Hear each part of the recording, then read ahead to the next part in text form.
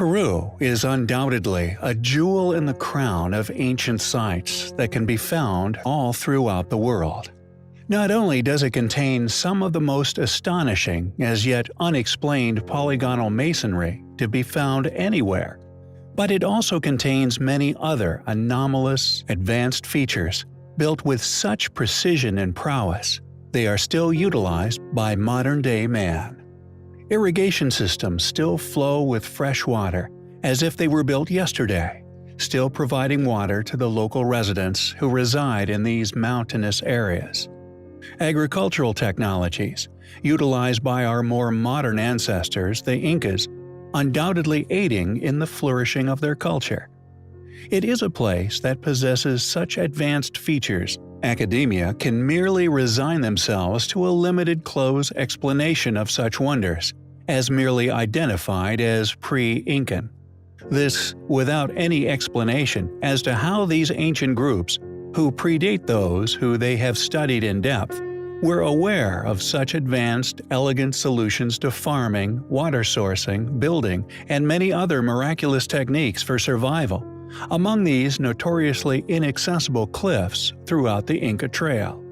However, deep within the Andes, far away from the well-worn tourist routes, is possibly one of the most perplexing ancient ruins of them all.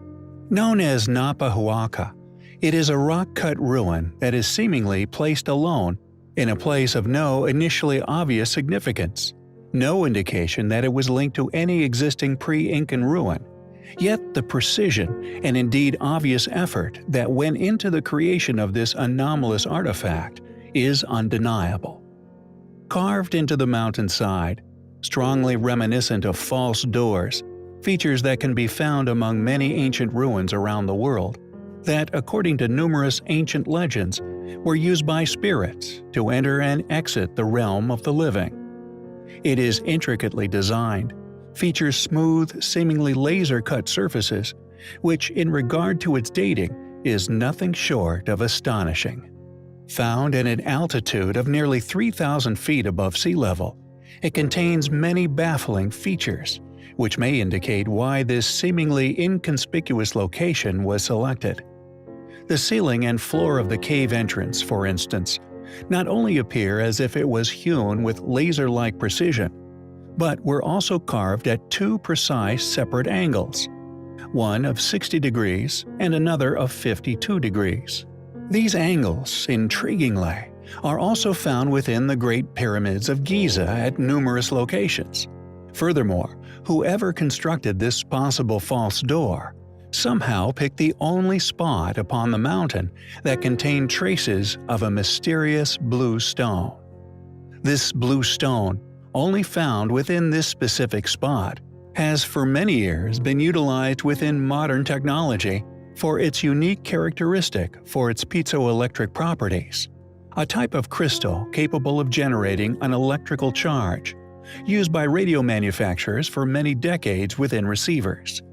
The rock chosen for the specific location of the carving is also, intriguingly, magnetic in nature. What's more, if one travels exactly halfway around the world to the UK, the false door aligns perfectly with Stonehenge. Why was this false door created?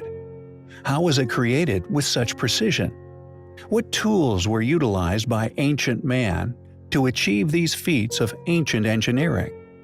Why was it placed at this specific location, a place that has been discovered to contain mysterious blue crystals with unique electrical properties? Is this false door, like many alternative researchers have postulated, a portal of some kind, allowing the teleportation of an ancient advanced civilization?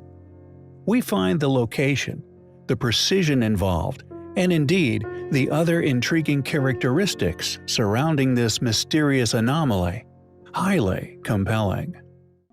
False doors are undoubtedly one of the most perplexing mysteries of the ancient world.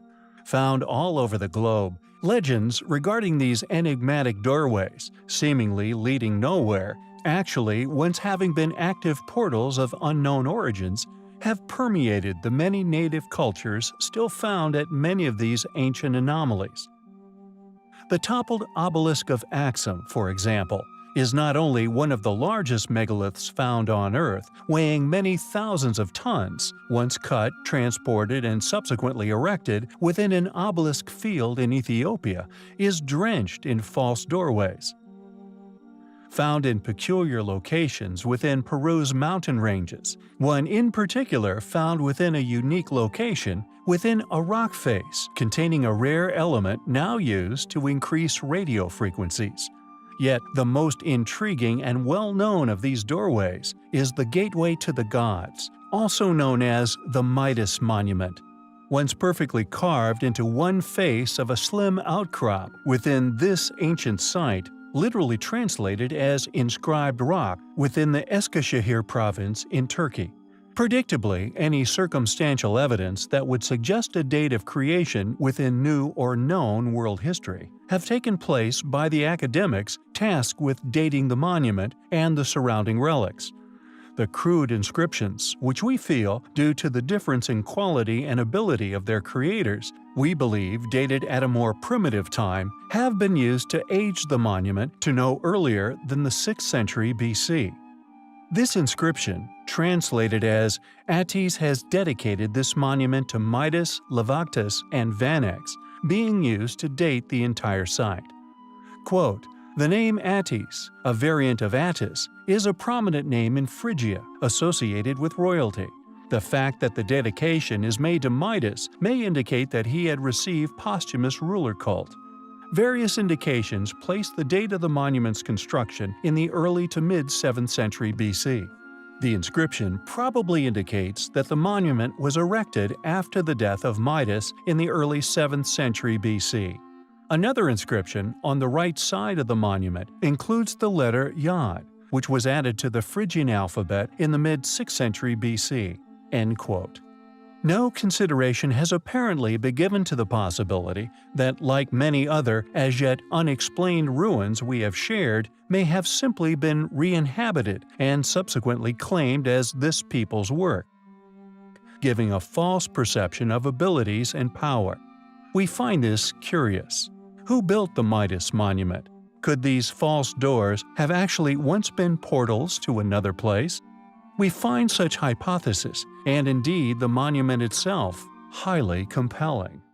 We recently covered the enigmatic megalith known as the White Rock of Vilcabamba within Peru, showing how this rock was in fact abandoned midway through being harvested of blocks to be used in the nearby polygonal masonry, with many other sites, many still strewn with blocks cut with a natural-appearing face, but a right-angled interlocking body. Yet upon the White Rock still remained other mysterious patterns, such as that of the 90-degree steps cut into the stone. We have identified this kind of stone cutting previously, such as at Machu Picchu, clearly used to help construct the polygonal walls themselves, but also at other, until now unexplained, unfinished stones, many found throughout Peru. Nalpa Iglesia, for example, found just outside the astonishing ancient ruins of Ollantaytambo, a mysterious megalith that many, including us, previously presumed was possibly some elaborate deliberate carving, a throne, or possibly, like the false door meters away, an ancient portal of some form.